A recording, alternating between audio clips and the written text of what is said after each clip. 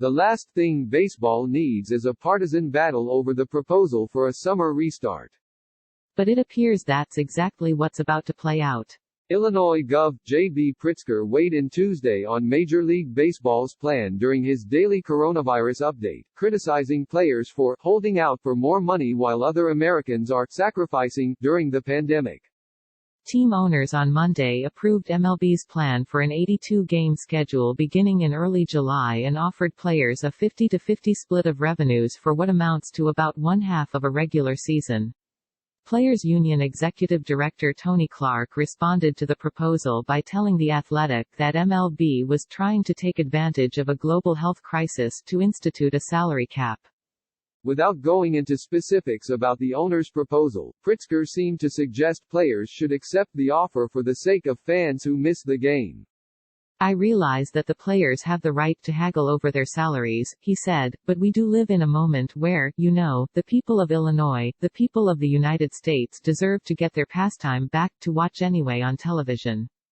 If they're able to come up with safety precautions, as has been suggested by Major League Baseball, that work, I hope that the players will understand that the people of our United States need them to recognize that this is an important part of the kind of leisure time that all of us want to have during the summer, to watch them play baseball, to root for our favorite teams. We need that back, that normalcy back, and hope they'll be reasonable as they negotiate. But I must say I'm disappointed in many ways that players are, holding out for, these very, very high salaries and payments during a time when I think everybody is sacrificing. Players have not accepted or rejected the proposal, which owners sent to the union after approving it Monday. After Pritzker's comments were posted Tuesday on Twitter, Erin Dolan, the wife of Nationals pitcher Sean Doolittle and an Illinois resident, tweeted, "This is wild to me. Players haven't even seen a proposal yet. How can they be holding out on something they literally haven't seen?" Shortly after the sport was shut down during spring training in March to help slow the spread of the coronavirus, MLB and the union reached an agreement that players would be paid a prorated salary for a shortened season, based on the number of games played. An 82-game schedule is a little more than half of the 162-game regular season schedule, so players expected to receive about half of their annual salaries. But with Monday's proposal calling for games to be played in empty ballparks without fans in attendance, MLB opted for the revenue-sharing split to try to recoup some of the lost revenue from ticket sales, concessions, parking, merchandise and other sources. Teams get about 40% of their revenues from those sources and the rest from local and national TV deals.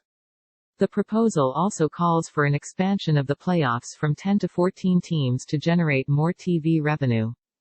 MLB gross revenue reached a record $10.7 billion in 2019, according to Forbes. Players went on strike in 1994 to fight a proposed salary cap, and the work stoppage lasted into the 1995 season. Baseball remains the only major sport without a cap on salaries. A system that restricts player pay based on revenues is a salary cap, period, Clark told The Athletic. This is not the first salary cap proposal our union has received. It probably won't be the last. That the league is trying to take advantage of a global health crisis to get what they've failed to achieve in the past, and to anonymously negotiate through the media for the last several days, suggests they know exactly how this will be received. Doolittle has been one of the most outspoken players about the restart plan, expressing concerns for the safety of players and employees without proper testing. "We need to consider what level of risk we're willing to assume," Doolittle tweeted Monday. Safety may be the primary concern of most players, but money could be the ultimate sticking point. MLB agreed in March to pay players a lump sum of $170 million if there is no season.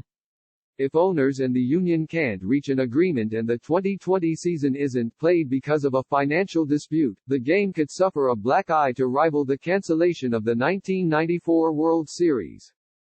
Baseball may still be called the national pastime, but if no games are played this summer, America will quickly pivot to its true love, the NFL.